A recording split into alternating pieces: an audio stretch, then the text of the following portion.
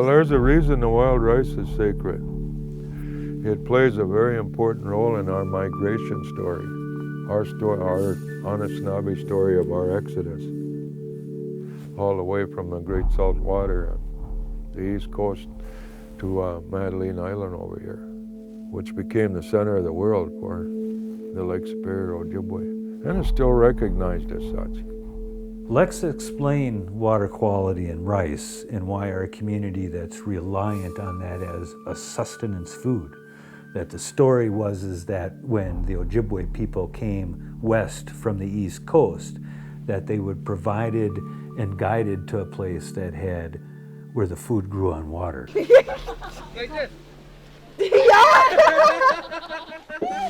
you have to put tobacco down in the water. So I thank the Creator for this beautiful day and to make sure, hopefully everything goes well.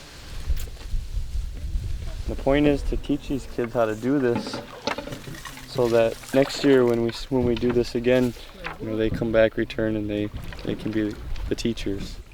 You take your little tube knocking things, and then you pull the branch over, and then you go like that, and then softly gently, and then the rice just falls off into your boat. It's not possible to get every single seed of rice into our canoe, and that's why it's so important too to get out here, because we're essentially receding. Things fall in, the manoomin falls back in. If people tip in, extra manoomin falls in too. But it's part of that relationship we have with the spirits and with this manoomin and those ones. It's all these relationships we have. Embedded in them is that idea of reciprocity. And so, as we're taking, we're also giving, not just giving as receiving, but we take this manoomin and we take it home and we process it and we give it to our community members. We feed our families, our relatives.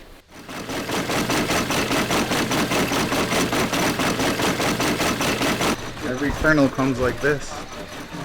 And after the process of our 4 machines, for a turnout, I'm holding this many in a batch of, this is over 12 pounds of finished rice. That's awesome, the turnout.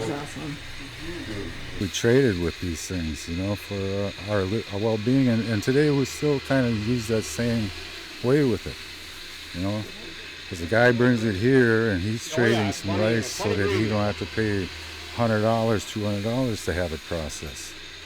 So he's trading too when he brings it here.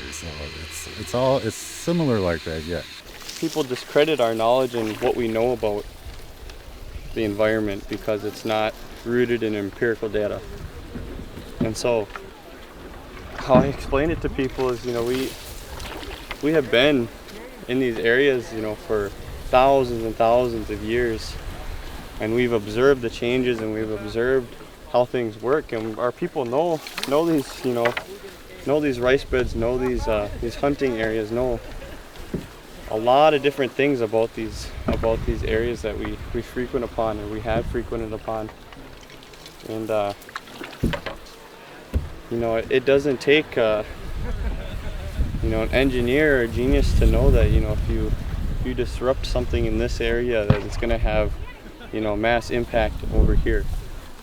When we talk about mining or when we talk about CAFOs. And we're not going to let these mining companies or these CAFOs or anything else poison the water and the air for ourselves, our children, our grandchildren, or those generations yet to come. And we'll stand and challenge them. And you'll probably notice that it's the Native people that are the first to stand and challenge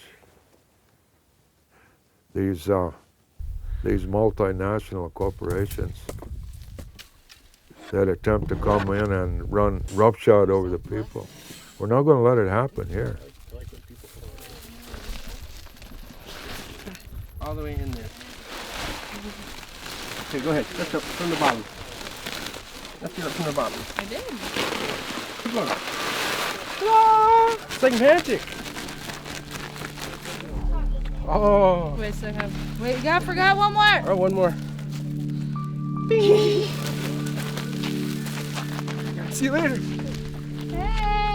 But for a mining company out of Florida, owned by one of the richest billionaires in the world, no.